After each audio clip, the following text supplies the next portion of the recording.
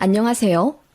오늘도 한수연의 사연 낭독에 찾아와 주셔서 대단히 감사드리며 구독과 좋아요, 자유로운 댓글 참여 언제나 환영합니다. 그럼 사연 시작합니다. 얼마 전 길고 긴 이혼 소송이 끝나 드디어 도장을 찍었네요. 아이 둘 있고 현재 경기도 모 신도시에서 브런치 사업 중인 30대 후반 여자입니다. 남편도 남편이지만 지긋지긋했던 시댁에서 벗어나니 무릉도원이 따로 없는 듯 하네요. 10년 전 딱 이맘때네요. 모두의 축하를 받으며 결혼식을 올릴 때까지만 해도 저는 평생 꽃길만 걸으며 살 수 있을 줄 알았습니다. 생각보다 결혼이란 것은 신경 써야 할 일들 천지더군요. 저는 결혼할 당시 회사에 다니고 있었고 남편은 공무원이었습니다. 남편에겐 결혼 안 한 여동생이 하나 있었는데 평생 일을 해본 적이 없다더군요. 혹시라도 나중에 저희한테 기댈까봐 걱정이 되었는데 이런 마음을 꿰뚫어 보기라도 하듯 시어머님께서 저희 결혼하기 전 그러셨습니다. 우리 딸은 계속 자리 못 잡으면 나중에 우리가 카페나 식당이라도 차려주려고. 그 정도 돈은 있으니까 말이야. 그렇게 말씀하셨는데 솔직히 좀 의아했어요. 저희 결혼할 때 시댁은 한 푼도 보태주지 않으셨습니다. 저희끼리 알아서 독립해 살아야 한다고 하시면서요. 저나 남편이나 둘 다 돈벌이 하고 있기 때문에 대출받아 보금자리 구해도 상관없었지만 제 친정에서 그걸 안타까워 하셨어요.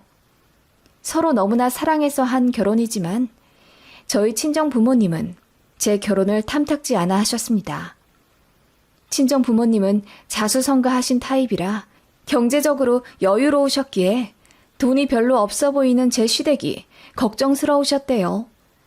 그래도 제 남편이 공무원이고 또 제가 너무나 좋아하니까 자식 이길 수 없어 쌍수 들고 반대는 안 하셨지만 그렇다고 해서 쌍수 들고 환영받은 사위는 아니에요. 그래도 딸 생각해서 친정에서 신혼집을 해주셨습니다. 안 그래도 나중에 증여해 주실 돈이라면서 제 명의로 7억 정도 되는 아파트를 아예 매매해 주셨습니다. 세금과 복비까지 친정에서 다 처리를 해 주셨고요. 그러자 시댁에서 엄청 놀라시더라고요. 너희 부모님 그냥 장사하신다고 하지 않았니? 어떻게 7억이 넘는 현금을 턱턱 내주실 수가 있어? 시어머니는 그렇게 말하며 저를 다시 봤다고 하시더군요. 우리 아들은 어엿한 경찰 공무원이고 훤칠하잖아. 그런데 너는 그냥 저냥한 회사 다니고 키도 짜리몽땅해서 사실 마음에 영 안 들었다. 그래도 사람이 다 일장일단이 있다더니 네 친정이 그리 부자인 줄은 몰랐구나.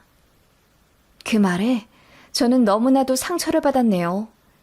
제 외모가 그렇게 잘나진 않았지만 그렇게 무시받을 정도는 아닌데 며느리라는 이유로 그렇게 대우받게 되는 것 같아 서글펐어요. 시어머니가 저를 별로 마음에 들어하지 않는다는 건 알고 있었어요. 솔직히 말해서 양가에서 그닥 환영받은 며느리이자 사위는 서로 아니었습니다. 그건 이해할 수 있었어요.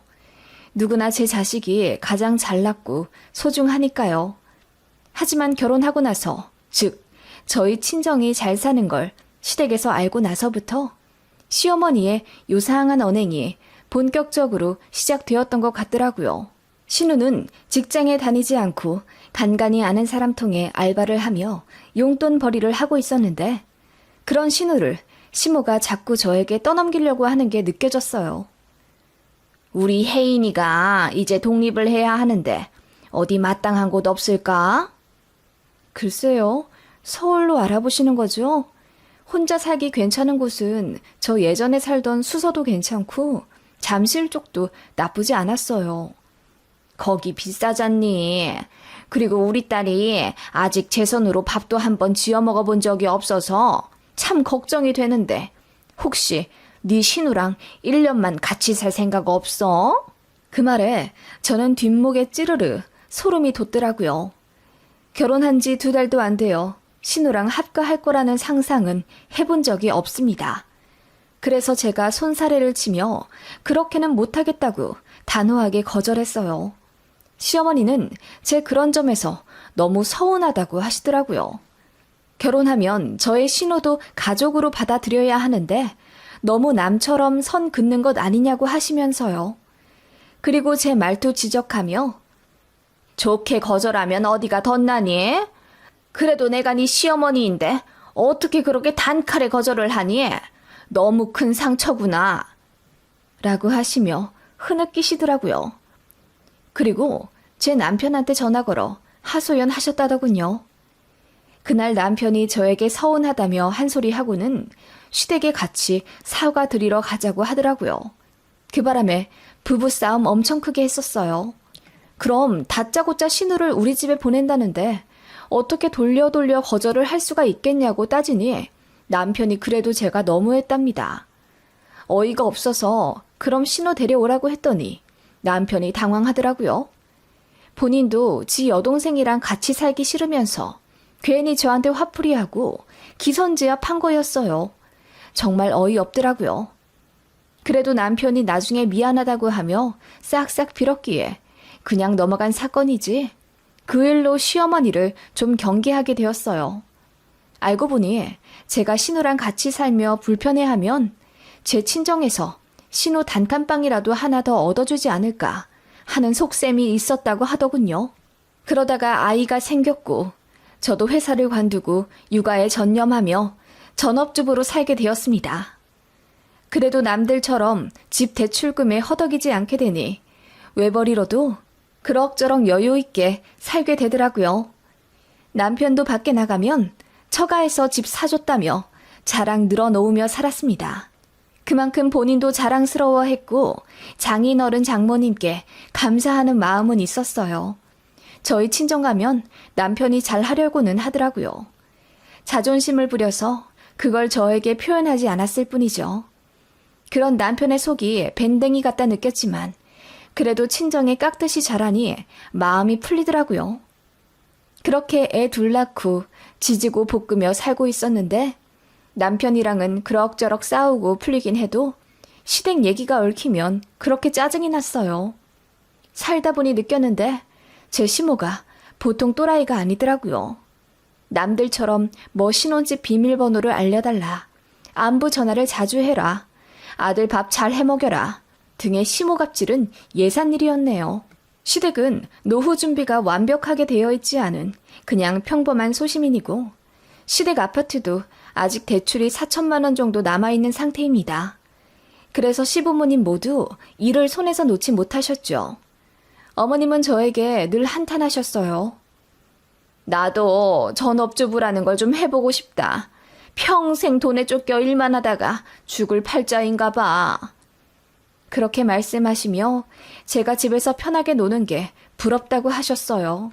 아들 둘 키우는 게 보통 일이 아닌데다 양가 부모님이 다 멀리 계시고 또 시터 쓰고 싶은 생각도 없어서 전업주부를 하는 건데 어머님은 제가 놀고 먹는다고 생각하시더군요.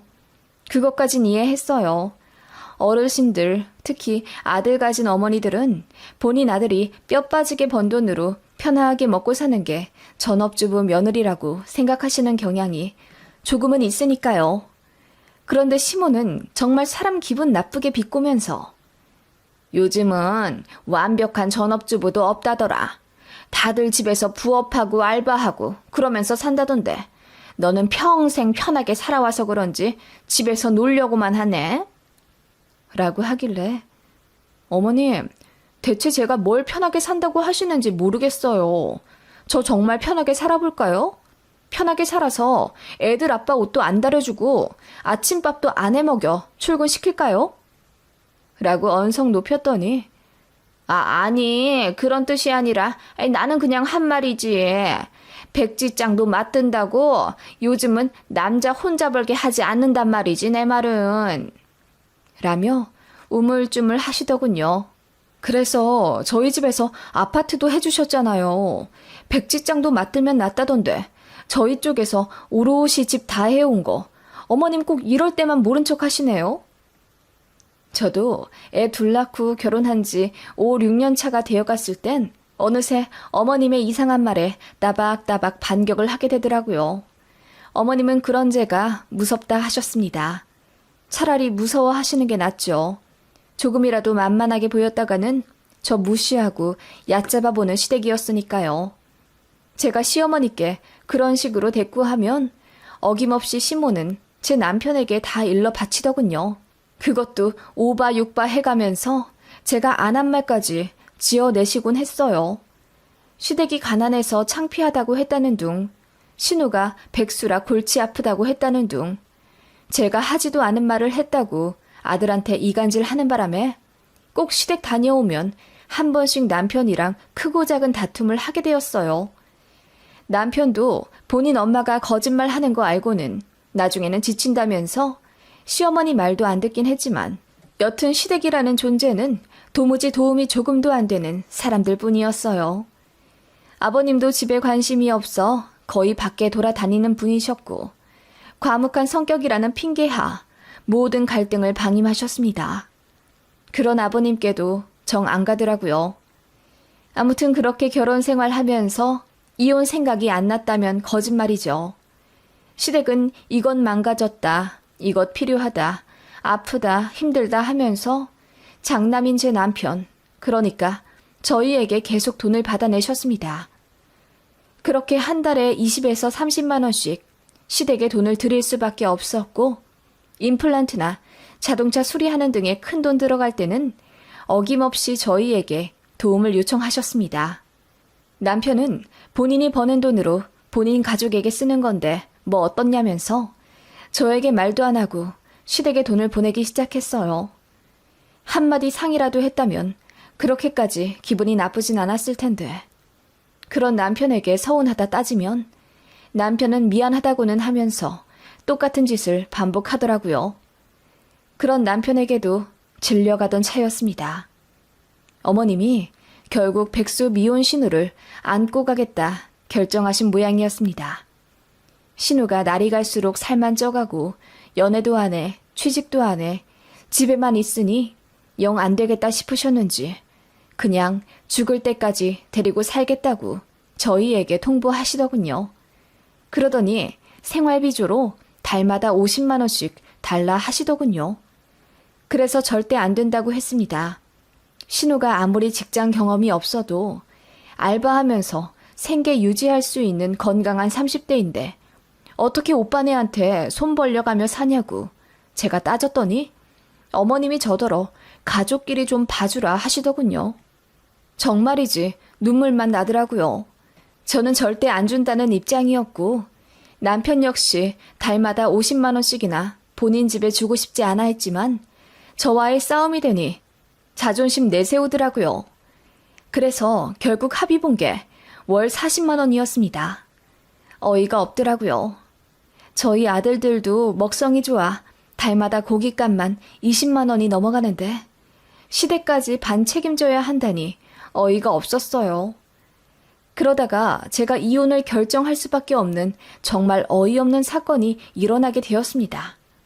시댁은 24평 낡은 구축 아파트였고 신우가 정식으로 집에 들어오면서 방 한 칸을 만들어 주셨어요.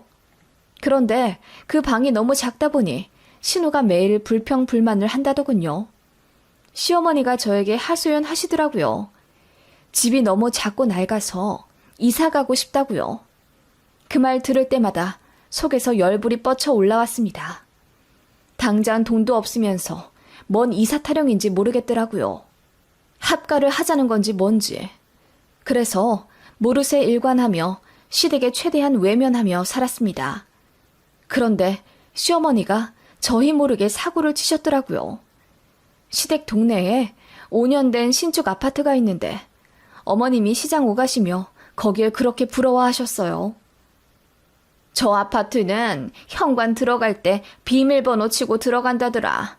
나도 저런 집에서 좀 살고 싶어. 그게 내 평생 소원이다. 1층 현관 입구에서 비밀번호 치고 들어가는 거.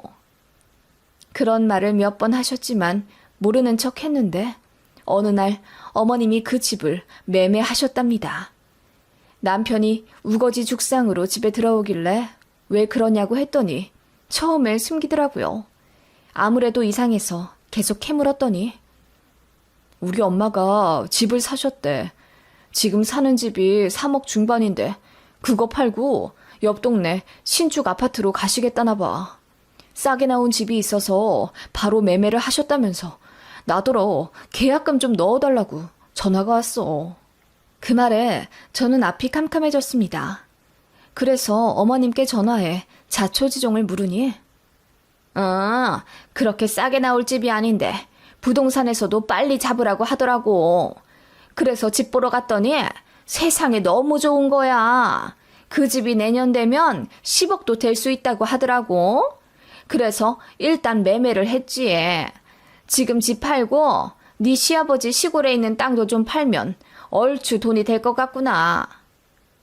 그 말에 저는 어이가 없어서 그럼 계약금을 어떻게 하실 거냐고 물었죠. 그랬더니 어머님이 당연하다는 듯이 니네가 넣어야지.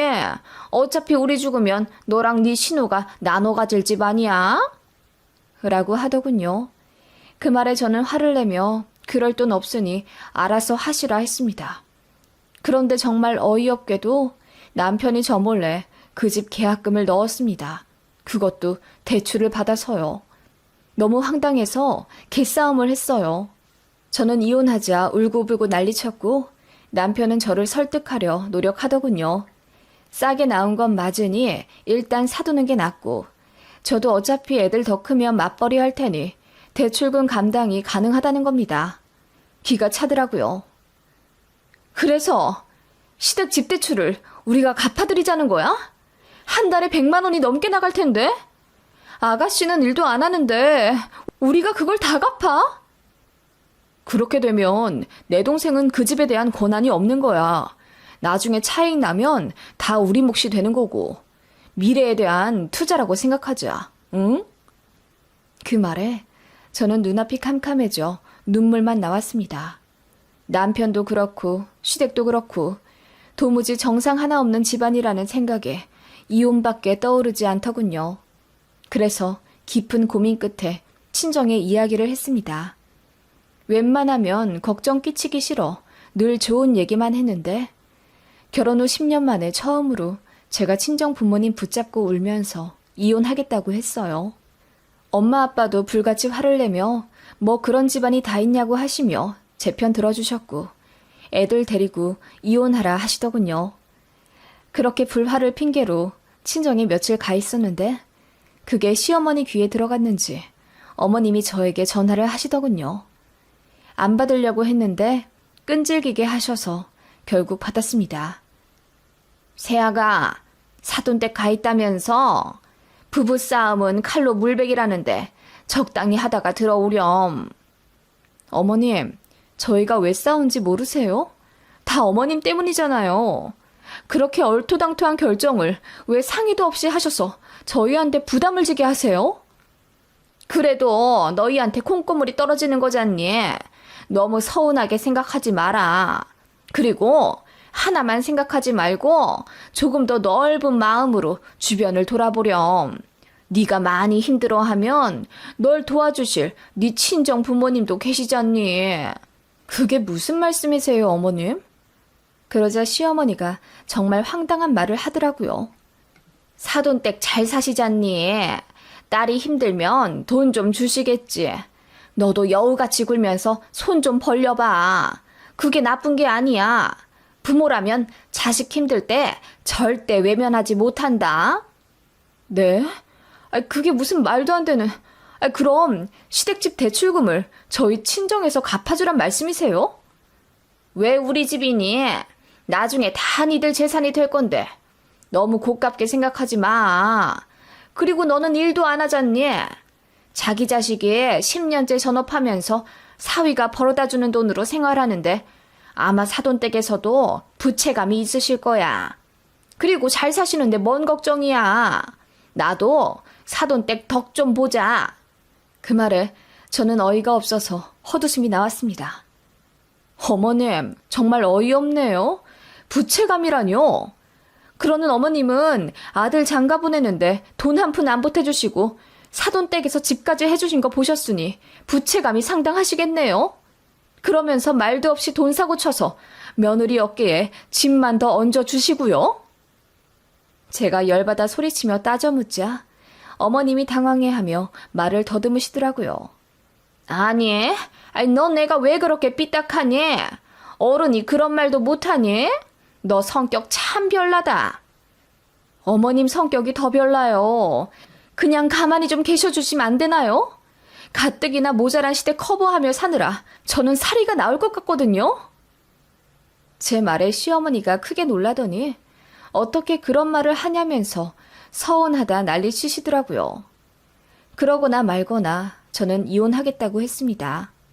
친정에 다 이야기했고 조만간 재산 분할해서 아예 갈라설 거라고 했더니 어머님 첫마디가 그럼 우리 집은? 이더군요. 그래서 알아서 하시라 하고 끊었습니다. 시댁이랑 남편이 뒤집어졌나 보더라고요. 남편은 제 친정집에 찾아와 무릎 꿇고 싹싹 빌며 자기가 잘못했다고 시댁 영 끊고 살겠다고 울면서 말했지만 저희 친정아빠가 극대노하며 당장 꺼지라고 하셨습니다. 너 같은 인간 믿고 딸 내준 본인이 바보 같다 하시면서요. 정말 어이없는 게 남편은 시댁집 대출 못 갚으면 저희 집까지 팔 생각을 했나 보더라고요. 그래서 세금 운운하며 공동명의를 한 해 만에 했었는데 그게 다 시커먼 속내가 있었을 줄 꿈에도 몰랐네요. 남편이랑 시어머니는 그 집 계약금도 이미 대출해서 낸 상황이라 빼도 박도 못한다며 울부짖었습니다. 그리고 이혼은 절대 못해준다길래 결국 변호사 선임해서 이혼 소송을 하게 되었죠. 남편이 처음에 저희 친정 부모님이 사주신 집을 반반 분할해달라고 하더라고요.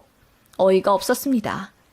그래서 온갖 증거 다 들이밀어 남편을 유책으로 만들었는데 그 과정이 참 힘들었어요. 결국 제가 승소했고 위자료는 1,000만 원에 아이 양육비 다달이 60만 원 받기로 결정났습니다. 집은 제가 그대로 가져왔고요. 소송 2년간 얼마나 피말리는 싸움이었는지 모릅니다. 아빠가 너무 열받는다며 변호사 한 분 더 붙여주셨어요. 그 덕분에 승소한 것 같고요. 승소 판결 나자 전시모가 저한테 전화해서 한 번만 봐달라, 다시 한번 생각해달라 빌더라고요. 그래서 바로 차단해버렸네요. 더 볼 것 없는 남편도 저에게 뒤늦게 울고불고 빌며 집 달라는 헛소리도 안 하고 시댁이랑 연 끊고 부모님 안 보고 살 수 있으니 제발 다시 합치자 난리더군요. 제가 쌍욕하며 소리 지르니 다시 연락은 없었습니다. 애들은 아빠와 한 달에 2번씩 교섭 가지며 살고 있어요. 애들 통해 얘기 들어보니 어차피 감당 안 될 집이라 바로 내놓으셨다고 하더라고요. 그런데 그동안 집값은 내려갔고 문제는 바로 팔리지도 않는다는 거예요. 결국 손해만 1억이 넘게 잡히는 것 같더라고요. 애들 고모도 대출금에 허덕여 결국 공장 나가 죽을 둥 살 둥 버티며 일한다고 하더라고요. 애 아빠도 번 돈 거의 다 부모님 드리고 그것도 모자라 대출까지 더 받았다고 해요. 어머니의 돈 사고에 온 가족 파탄나 힘들어하게 된 거죠. 저도 참 어리석었지만 그래도 빨리 탈출해 다행이라고 생각해요. 마침 제 이름으로 넣은 청약이 당첨되어 이혼 후 신도시로 이사왔고 전에 살던 집 한 차액으로 작은 브런치 레스토랑 열었네요. 다행히 입소문이 나서 잘 되고 있어요. 지난달에는 한 달 매출 1,200만 원이 넘었네요. 모든 게 부모님 덕분이라고 생각합니다. 잘못된 선택으로 속 썩이게 만든 죄 평생 갚으며 효도하려고요. 저희 친정 부모님과 애들 살뜰하게 챙기며 남은 날 행복하게 살겠습니다.